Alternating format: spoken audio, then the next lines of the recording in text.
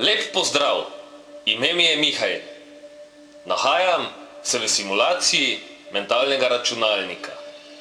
Od tukaj so vodeni in nadzorovani mentalni procesi. Seznanil vas bom z izobraževalnim in terapevtskim projektom Psiha. Projekt Psiha je trilogija. Prvi del trilogije se imenuje Pogovor.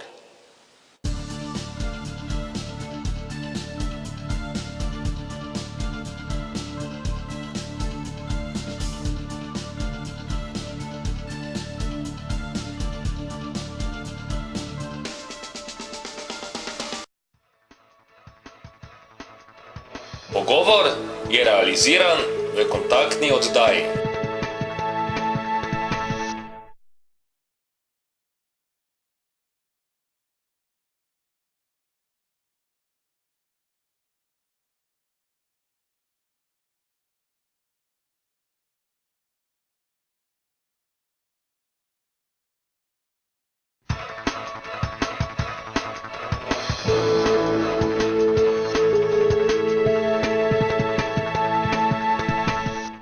Gospod Mihajl, hvala za gostovanje v oddaji Mentalno zdravje.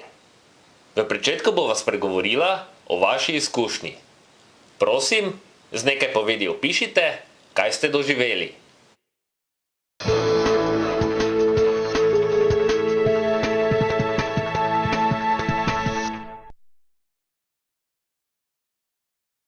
Leta 1996, 31. marca, sem utrpel prometno nezgodo, ki bi lahko klasificiral kot srednje hudo. Zlomov na telesu ni bilo, bil je pretres možganov in takrat je bil čas mature, kjer je bila zelo velika napetost, živčnost in tako naprej. In jasno je, da se v nekem takem stresnem dogodku možgani drugače v bistvu kodirajo oziroma se informacije drugače vpisujejo v njih, kot če je človek v normalnem, običajnem počutju. Ampak mature mi to ni zmotilo. Takrat sem to preživel, sem maturo opravil, se uspešno vpisal na fakulteto, tudi zelo uspešno študiral. In druga prometna nezgoda se je pripetila 2. decembra 1999. Ta je bila že težje narave, tam je bil pretres možganov in počena desna ključnica, torej bi lahko rekli nekako poškodba okostja. Vmes sem od leta 1992 aktivno igral bobne v glasbeni skupini. Torej sem bil izpostavljen in hrupu in stresu, kjer je telo v bistvu obremenjeno, okostje zelo. Igranje bobnov z počeno oziroma poškodovano ramo je težje, je stres za telo. In po tej drugi nezgodi se je pričelo telo v bistvu preobremenjevati. Nisem dovolj hitro uspel regenerirati stresnih hormonov, kot sem jih pridobival, in skozi 2 leti sem se nasičil do tako imenovanega burnout sindroma, torej izgoretveni sindrom, kjer pride do neke vrste kolapsa človeka. Mentalne sposobnosti padejo, utrujenost, dezorientacija, delna depersonalizacija.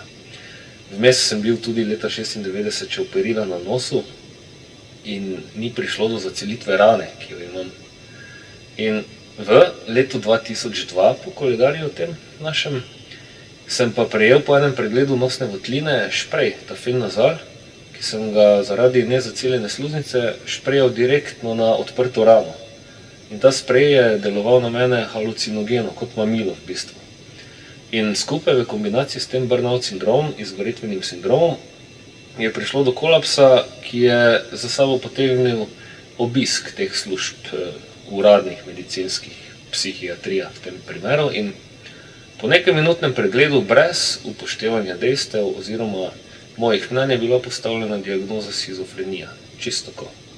Ti imaš to in predpisana terapija z medikamenti. Imaš to, zdravil se boš s tem.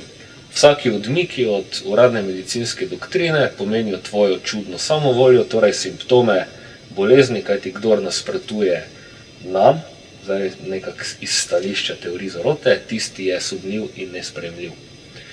In potem sem seveda to medikamentacijo konzumiral 2 leti, kar je skoraj da povsem uničilo moj imunski sistem. Shujšal sem 35 kg, zenice mi niso reagirale na svetlobo, nohti so mi začeli bistvu zgubljati lesk, propadati, težave s prebavo. Vmes sem poskušal alternativne poti in ljudje, šarlatani, guruji so lahko v moj miselni svet manipulirali, mi vsiljevali neka prepričanja, me v bistvu uspeli polniti z agresijo. Zato je na neki točki prišlo do hospitalizacije, ki je v bistvu pomenila takrat pregled ze strani drugega zdravnika, ne tiste zdravnice, ki je dala diagnozo, in detoksikacijo od teh medikamentov. Kdaj in kako se je to odvijalo? Povem lahko datumsko. Hospitaliziran sem bil od 2. aprila 2004 do 17. maja 2004. In ta stigma je mene spremljala kot senca, leta in leta. Videlo se je na družbenem področju, na službenem področju. V bistvu zelo dobro je to prikazano v filmu Philadelphia s Tomom Hanksom. Tako da sem kužen.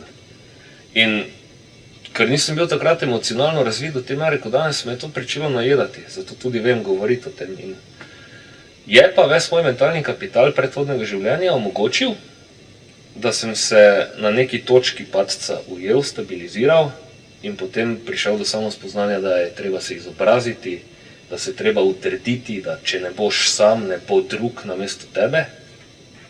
In potem je spet na poti od junaka do bedaka do še večjega junaka prišla tudi ta zgodba z NLP-jem, neurolingvističnim programiranjem, in sicer v sklopu projektov, ki sem jih pripravil. Kako ste se situacijo aktivno soočili? Na določeni točki sem si dejal, sodeč po oziroma temeljujoč na Cankarjevi zelo znani izjavi iz Hlapcev: "Nije knjige bolj dragocene, nego je knjiga lastnega duševnega trpljenja." In ko je ta realnost oziroma koda za dojemanje realnosti prišla meni dovolj globoko v zavest, sem pripravil 3 animirane projekte, visoko kvalitetne, kjer svojo zgodbo, brez sramu, torej sem uspel prestopiti stigmo. Ponazorim v bistvu z identiteto, kjer se vidi, da sem to jaz. S tem povzročim v sebi odmik od samosramovanja in si postavim zelo dober temelj za potem izobraževanje na področju neurolingvističnega programiranja. Torej, sedaj imam izkušnjo, mentalne sposobnosti imam tako ali tako razvite, posledice, ki so jih napačne terapije pustile, sem uspel odpraviti, sedaj na tem mestu dodam z eno povedijo, z zelo mnogo gibanja preko 2 let, namesto vožnje z vozilom pešačiti tudi po 15 km dnevno, je tista kemija, ki se je naselila skozi tablete v telo, bila razgrajena. Tako da telo se je uspelo regenerirati. Je potem prišlo do mentalne regeneracije skozi te 3 projekte, psihoza, nevroza, hipnoza, in z dodanim certifikatom NLP, neurolingvističnega programiranja, vse skupaj potem postavljen miselno-organski paket, ki mi danes iz tega stališča še večjega junaka kot pred padcem nudi kritično distanco do tega, nesramovanje in v bistvu mentalni kapital, s katerim lahko pomagam okolici, ki se v tovrstnih težavah znajde. Kakšen je nauk, katerega ste na podlagi izkušenj ustvarili?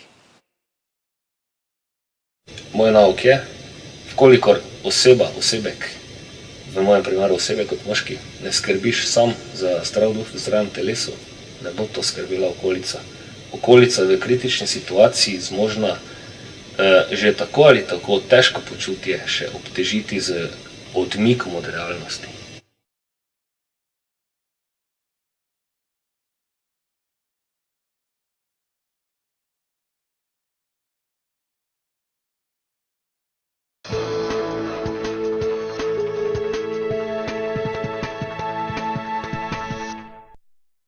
Gospod Mihail, govorila bova o realnosti. Kako bi razložili pojem realnost? Bolj kot doumeš, kaj se dejansko, resnično dogaja, bolj doumeš, kaj si, kdo si in kam bi naj potoval, ter tudi dojemaš v točki sedanjosti preteklost in lahko načrtuješ prihodnost. Torej, ta realnost je v bistvu pojem, ki ga je možno ljudem, neki širši množici, razložiti takole, da je realnost lahko pojmovana kot javno mnenje, ki se konotira z stopnjo povsem preproste in razširjene besede med nami laži, laganja. Resnica je tisto dinamično orodje informacije, ki realnost v naših glavah v bistvu konotira. Več kot je neresnic, večji je odmik od realnosti, manj kot je neresnic, večji je približek realnosti. Torej, človek, ki živi z najnižjo možno stopnjo neresnic, živi najbližje realnosti, torej najbližje zavedanju, v bistvu kdo je, kaj je in kam je namenjen, in najbližje seveda potem stanju, ki se mu reče zdravje. Kako je realnost možno definirati v psihoanalitičnem in psihoterapevtskem kontekstu? Tako povedano, da je doumljivo, realnost je tisto, kar v religijah imenujejo čistost, kar v ezoteriki imenujejo dobra karma in kar v psihoterapiji imenujemo približek zadostnemu oziroma smiselnemu dojemanju samega sebe, torej ustrezna samopodoba. Pretežno se mentalna obolenja zdravi s tabletami. V nekaterih primerih jih imenujejo tudi čudežne tabletke. Kakšna je povezava med tovrstnim zdravljenjem in realnostjo? Ko bi se omejil na naš miselni svet, pa da ga ponazorim za to sedaj zelo popularno terminologijo ezoterično, je eno povsem logično spoznanje, da misli bi lahko nekako fizikalno opisoval kot energijo, dejanja pa kot materijo. Torej, je že konflikt v tem, da se energija zdravi z materijo, namesto da bi se zdravila energija z energijo. Torej, nekdo, ki ima porušen svoj miselni svet, je mnogo hitreje lahko uglašen, če se z nekom pogovarja, ne pa da vzame kemijo in potem čaka in se ga po nekih kriterijih, ki so že zastareli, vrednoti se, da si zdrav ali bolan. In da sedaj povežem povezavo med realnostjo in to čudežno tabletko, v bistvu je pa dokaz, da je realnost tista sila, ki jo vsak od nas v pragenu nosi, oziroma težnja biti zdrav in živ je realnost. To je realnost. Se mit o čudežni tabletki podreja takoj, takrat, ko se vsak seznani z rezultati placebo poskusov.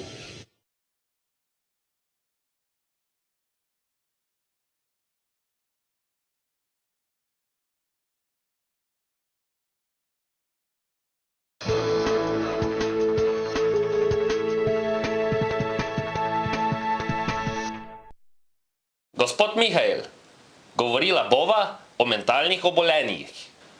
Kako bi z nekaj povedi opisali problematiko mentalnih obolenj? Najbolj očitno mentalno obolenje je nevednost glede tega, kaj to je, torej stigma. Če strnem, je stigma najhuje v teh obolenjih, torej nezavedanje, nevednost tistih, ki tega dejansko nimajo, očitno oziroma manifestno, in se okoli osebe, osebka, ki to ima, nahajajo.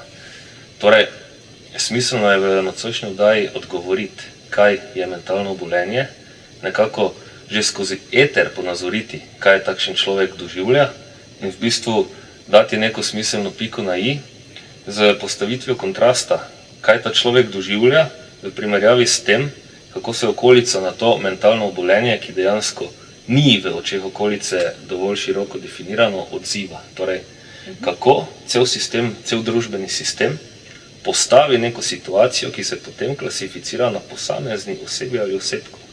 V bistvu, spoznanje moje je, da mentalno obolenje ni obolenje posameznika ali posameznice, ampak je obolenje vsaj družine, če že ne širše družbe.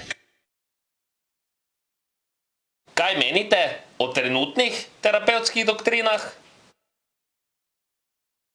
Poleg tega, da ni univerzalnih pristopov do tega, tudi v bistvu ni znan zadostno globoke analize, tudi se strani stroke, ki bi v bistvu to v samem pričetku se lotila na način, vsaka posledica ima svoj vzrok, torej začnimo pri vzroku. Žal je doktrina, ki jo prakticirajo trenutno, odpravljanje simptomov in posledic, torej zelo poenostavljeno rečeno, ko ima nekdo težavo, pa je lahko morda ta težava tudi samo povišano zavedanje o nečem zanj škodljivem, se v bistvu obrambni mehanizmi ugašajo z medikamenti. To je nekako praviloma najbolj trenutno izvajana doktrina in v bistvu Pričetek mentalnega obolenja, ki lahko pomeni samo bolj intenzivno zaznavanje nečesa, denimo povsem en takšen primer, ki bo doumljiv v širši množici. Če ti zgradijo nad tvojo hišo daljnovod, se lahko to pozna na tvojem počutju, zato ker nisi navajen na tako močno magnetno polje. Obiščeš psihiatra, ti da tablete, ki v bistvu odpravljajo to, kaj ti čutiš po čisto naravni poti, in potem pod vplivom omamljenosti te medikamentacije pričneš dobivati tisto pravo psihozo, ki temelji na depersonalizaciji.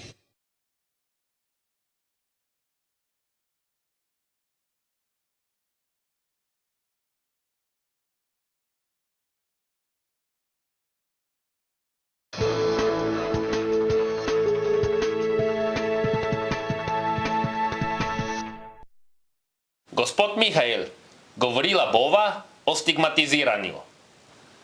Kako neustrezno zdravljenje vpliva na stigmatiziranje? Predstave, ki jih širša množica v teh boleznih ima, se praviloma prenašajo preko ameriških igranih filmov, kjer je to dramatizirano, kjer so bolnišnice predstavljene kot norišnice. In v bistvu so ti vzorci ljudi tako not zažrti, denimo Let nad kukavičjim gnezdom je en model nekega norca, potem se spomnim, da tudi v filmu Wolfgang Amadeus Mozart je tam prikazana psihiatrija Dunaja tistega časa in to narod že od malih nog ima možnost nekako na televiziji videti in ima predstavo in ima tudi predstavo o človeku, ki se tam znajde, da je on norec, ne pacient. Tudi oznaka bolnik je zelo pogosta, v bistvu je pa lahko nekdo res samo pacient na pričetku, ko se raziskuje kaj z njimi, ampak ta oblika zdravljenja je zagotovo deležna največjega udarca in neodobravanja se strani tistih, ki to opazujejo in jaz trdim, da je preko 50% težav, ki jih subjekt zaznava v tej terapiji, prihaja od zunaj. Jaz pravim, da je stigma, tako imenovano stigmatiziranje, torej rečeno na ta širši jezik ogovarjanje, da je to bolezen v bolezni.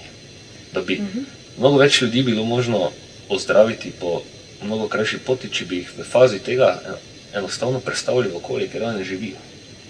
Da jih ne bi tisti, ki jih na cesti vidijo, spoznali, pa so badali s tem, kaj ti si bil v Idri, ti si bil v Ormožu, ti si bil tam, ampak bi jim puščali možnost, da v bistvu z ustreznimi psihoterapevti in vsemi temi koraki, ki pripeljajo do rezultata, najdejo svoj vzrok in ga odpravijo.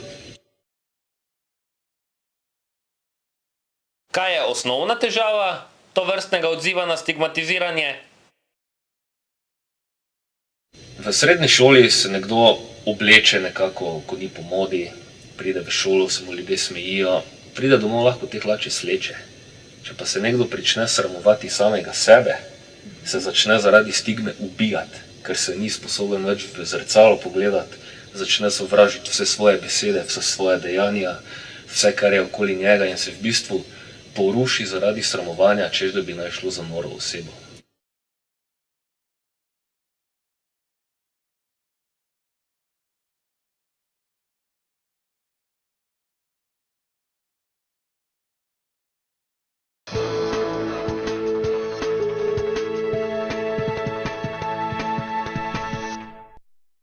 Gospod Mihael, govorila bova o pojmih norost, pamet in modrost.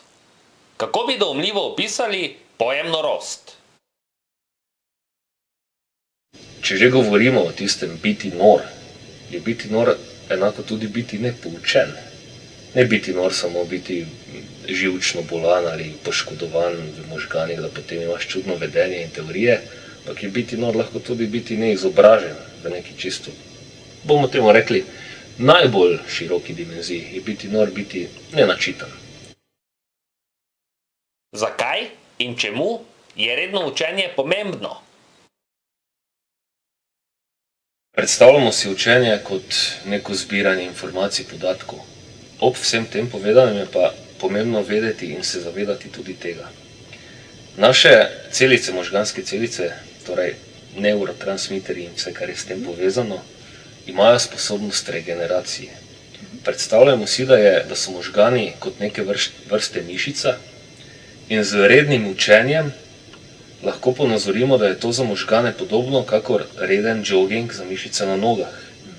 In učenje poleg tega, da ima človek podatke, informacije, da se znajde v situaciji, skrbi tudi za to, da mu možganska mišica, ki mu poleg vseh teh podatkov in informacij omogoča biti v stiku z realnostjo, da je ta mišica skozi proces učenja zmeraj trenirana, rečemo temu takole, da so možgani zmeraj sposobni sprejemati zase smiselno in odbijati zase nesmiselno. Poleg tega, da, kot rečeno, da strnem eno smiselno poved, poleg tega, da učenje človeku priskrbi podatke in informacije, mu zagotovi to, da ostane organsko zdrav. Redno učenje torej zagotavlja zdravo in stabilno osebnost. Ali bi še kaj dodali? Tukaj dodam še tole. Potem je treba tudi doumeti, da je ločnica med biti moder in biti izobražen, ker mnogo ljudi je izobraženih in vso znanje, ki ga imajo, izkoriščajo za uničevanje. Tako da v bistvu izobrazbo koristiti za mero modrosti pomeni znanje, ki ga premoreš izkoristiti za to, da nastane nekaj smiselnega in koristnega. Prav tako pa, kot rečeno, ostati na tisti poti, da se vzgajamo, več kot imaš znanja, več kot imaš teh veščin, večje imaš zavedanje v sebi, imaš se torej približek k realnosti, ki jo tako pogosto poudarjamo, in bolj, ko imaš približek k realnosti, manj je človek občutljiv potem za strahove, ki se nahajajo v družbi, manj je občutljiv tudi za te teorije zarot, ki se nahajajo v družbi, in manj je človek občutljiv tudi v bistvu za to nagnjenost, ki se nekako razvija v tej potrošniški družbi, da je treba v bistvu vse pokupiti, vse onesnažiti, na koncu pa zaključiti, vse tako počnejo vse povsod.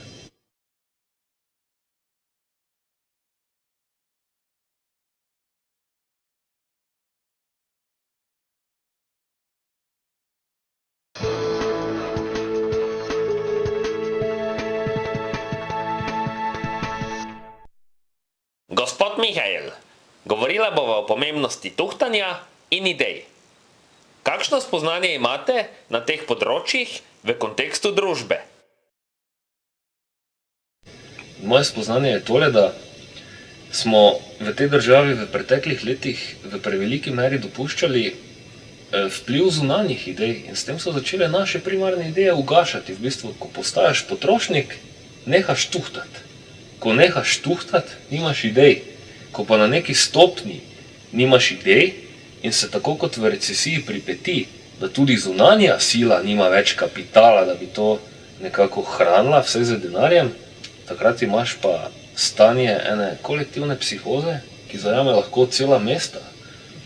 Celi kolektiv neke tovarne, ki je bankrotirala, dobijo vsi delno psihično obolenje. Kako se vesti, da ne pride do pomanjkanja lastnih idej?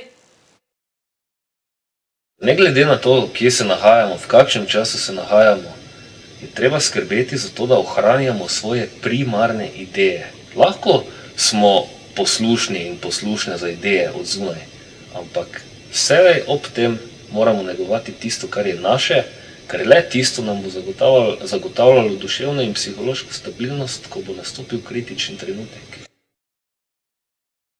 Vpliv tako imenovanih zunanjih idej je v porastu.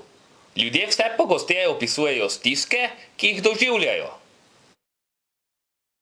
In to v bistvu zato, ker se v psihološkem in tudi umskem ustroju prične dogajati to, da vsiljena zunanja ideja prične nadomeščati primarno lastno in to ljudje občutijo prvič kot depresijo, kot misli vsiljivke in kot tisto nelagodno počutje, ki ga komentirajo v splošnem jeziku te naše regije, sploh ne vem, kaj bi s sabo počel. Imate brata, ki je igralec. Omenili ste, da je pogojno tudi gledališče pripomoček za psihoanalizo. Kako ste problematiko pomanjkanja idej opazovali s pomočjo gledališča? Eno od pomembnih spoznanj v tem mojem doumevanju mentalnega sveta je nastalo na njegovih izkušnjah. On mnogo potuje po Sloveniji, ima dosti tega dobrosrčnega, vedrega stika z ljudmi. v bistvu mnogo zabave, mnogo tako imenovane pozitivne energije, dobre volje, v teh težkih časih recesije veselja. In v eni od debat je nekoč izjavil, da kolikor opazuje, ljudje v teh hudih stiskah, recesije, brez dela in tako naprej, prično davati v svetove, kjer zgubljajo ideje. Ljudje več nimajo idej. In potem sem to njegovo iztočnico, v bistvu on to ni mislil slabšalno, češ nimajo idej, ampak koliko več bi še lahko potegnili, ker on vidi kontrast. On vidi kontrast zamorjenih ljudi, ki jih ta družba v bistvu zastrupi v depresijo, in tistih vedrih ljudi, ki se zbudijo ob dobri stand-up komediji. Kontrast vedrega in veselega človeka, ki vsaj 2 uri med predstavo obstaja, in kontrast tistega, ki ga potem sreča na nakupovanju skozi trgovino, kjer se zaveda, da ne bo mogel otroku kupiti igrače, ki bi otrok imel. In potem sem sam pričel tuhtati res svetovi idej.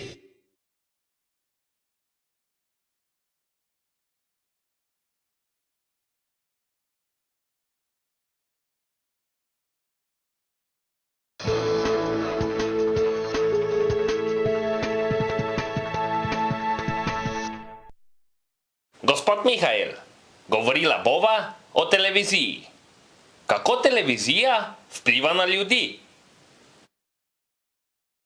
Sama televizija ob vsebinah, ki jih vidimo, nasilje, zlorabe, posilstva in tako naprej, ima na človeški tudi povsem fizikalno funkcijo. Ob nemirnem gledanju aparata in izpostavljenosti temu žarčenju se v možganih začnejo izločati hormoni, ki naredijo človeka v bistvu vodljivega. In dlje kot televizijo gledaš, več imaš v telesu kemije, ki te dela dojemljivega za neumnosti, ki so tam vidne. Kako je možno vplivanje televizije preprosto opazovati? Tako da je včasih zelo različno, vkolikor želite narediti poskus, gledati podoben program iz frontalne pozicije, torej neposredno v ekran, ali pa se strani, denimo, če imate povezavo jedilnik kot dnevna soba, gledati televizijo tako, da ni povsem celotna slika vidna in dominira ton. Pretirano gledanje neustreznih televizijskih programov torej škoduje. Zato je tudi povsem smiselno tuhtati o tem, da je gledanje televizije na dan nekako lahko omejeno, ker televizija je neke vrste mamilo.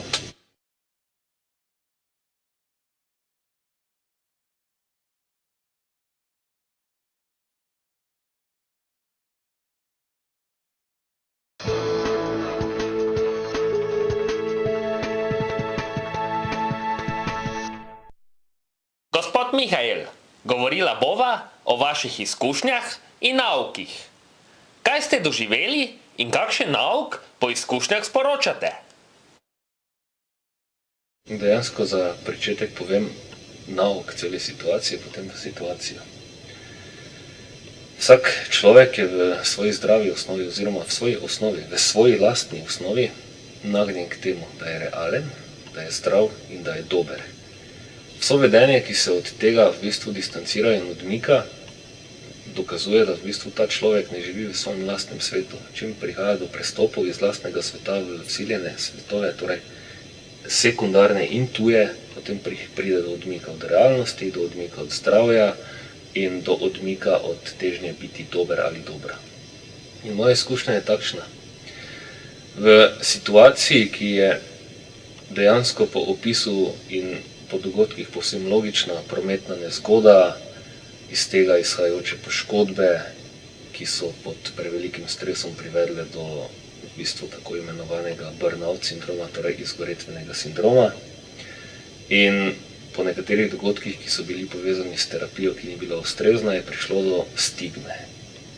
In v tej stigmi se je začela rušiti realnost v meni najprej v družbi, in zaradi moje zavolje, moje neodpornosti na rušenje realnosti v družbi se je začela rušiti tudi delno moja realnost v meni. Ampak do neke točke, ki ni bila za mene še usodna, fatalna. Do neke točke, ki je bila pogubna samo v meri, kjer se je bilo treba potem vprašati, kdo sem, kaj želim biti in kaj bom. Tako da, če danes iz tega stališča tudi od bedaka do junaka, torej se stališča junaka gledam na to, je to bilo za mene koristno. Je pa težava vsega, da je to mučno in uspe lahko en taki prehod od bedaka do junaka samo pod pogoji, ko ima človek dovolj mentalne kapacitete in nekega mentalne energije, ki jo nabere z rednim izobraževanjem. Kakšna je vaša izkušnja z odnosom do realnosti? Moja izkušnja, ker izhajam iz družine, ki je znana, sem bil toliko bolj na očeh družbe, je ta, da je treba skrbeti, ko je človek zdrav, za ohranjanje tega samovoljnega stika oziroma samostojnega, suverenega stika odnosa do realnosti. Da ne glede na to, kaj si prične družba misliti, tvoj odnos do tvoje realnosti ostane intakten, torej obstojen. Ali v teh kontekstih sporočate kakšen specifičen nasvet? Treba je v korake tako imenovane mentalne higiene. Mentalna higiena bi si lahko predstavljali izobraževanje, lepo vedenje, bonton, etika, morala. Treba dati velik poudarek na tem, da ostane lasten odnos do samega sebe, torej do lastne realnosti, intakten. Ne glede na to, kaj bo rekla o meni druga oseba, drugi osebek, tretja oseba, tretji osebek, ko jaz vem, da je res tisto, kar zase trdim jaz, moram pri tem stališču ostati. Kaj se zgodi, ko se udejanja ustrezna mentalna higiena? V tem primeru se v človeku razvije tudi psihološki imunski sistem, ki onemogoči v primeru kakršnekoli težave stigmatiziranje. In ker že govorimo o realnosti in stigmatiziranje smo tudi že omenjala, stigmatiziranje je proces, ki človeka od zunaj vleče od njegove lastne realnosti in mu vsili realnost množice, ki pa ne temelji na zdravorazumskih temeljih.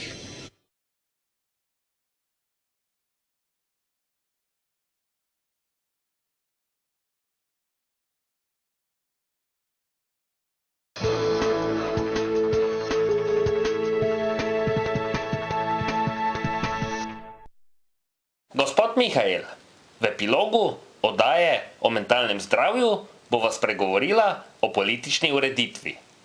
Kako komentirate demokratične ureditve, v katerih se desna in leva opcija izključujeta? Po preživeti situaciji, kjer sem se moral kot posameznik spraševati o realnosti, sem potem pričel tudi tuhtati kot diplomiran germanist in z zelo trdno izobrazbo glede družbe in kulture germanskih narodov o družbenem ustroju te naše države in o sami shizofrenosti. In če takole ponazorim, je v bistvu v udejanjanju tovrstne dokaj agresivne demokracije konstanten konflikt med levico in desnico.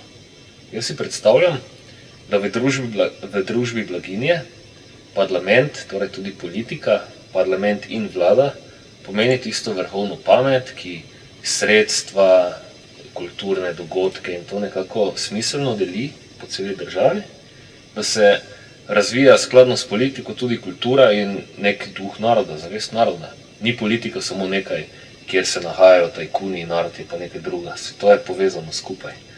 In v tovrstni demokraciji, kjer prihaja do konstantnega nasprotovanja desnice levici in levice desnici, sem nekako zaključil iz tako imenovane metapozicije, torej opazovanja od zunaj, da je v bistvu to shizofren sistem, kjer, če upoštevamo, parlament je skupen, bi lahko dejali že po ustroju slovenskega parlamenta, da je glava, okrogel, ljudje notri so možgani, torej tudi živa sila, in leva hemisfera in desna hemisfera možganov nista kompatibilni.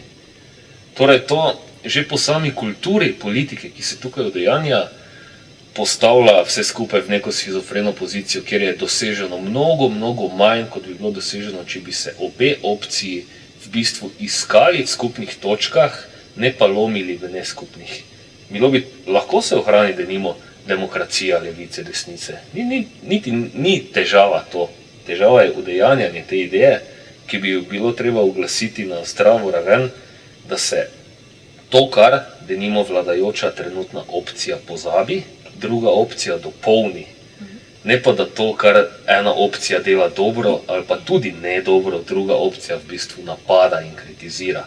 In če se potem živiš kot posamezen subjekt v to politiko, ki jo tu udejanjamo, dejansko dobiš, tako kot večina ljudi že reče, odpor in tako preproste gospe, ki jih srečujem, ko delam na televiziji, mene pa politika sploh več ne brigle, ker se vsi samo lažejo. Kako konfliktna demokratična ureditev vpliva na ljudi? Ljudje dobijo do politike odpor zato, ker jim z tako usmeritvijo in udejanjenjem idej škoduje, ker v bistvu deluje sama kontra sebi. Denimo, specifika shizofrenije je neskladje, nekako v posamezniku bi lahko opisal na hitro, da si ljudje predstavljajo. Ni shizofrenija tisto, da nekoga vidijo mogoče fajtnega, pa rečejo, da je šizofrenik, ponavadi rečejo šizofrenik, s tako slabšalno besedo. Ampak si lahko ponazorimo, da je shizofrenija neskladje idejnih svetov znotraj enega uma. Gospod Mihael, hvala za gostovanje v oddaji o mentalnem zdravju. Tudi v nadaljnje vam želim uspešno tuhtanje in delo. Kakšno sporočilo imate za zaključek oddaje? Ja, moje sporočilo za zaključek tokratne oddaje je: vsi in vse, ki imate tovrstne težave, se postavite v pozicijo, kjer vas bojo jačale, ne razžirale.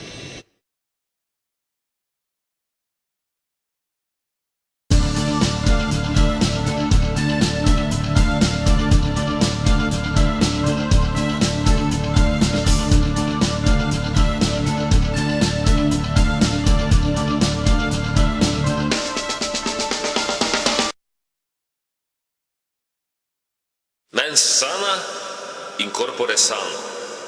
Zdrav duh v zdravem telesu.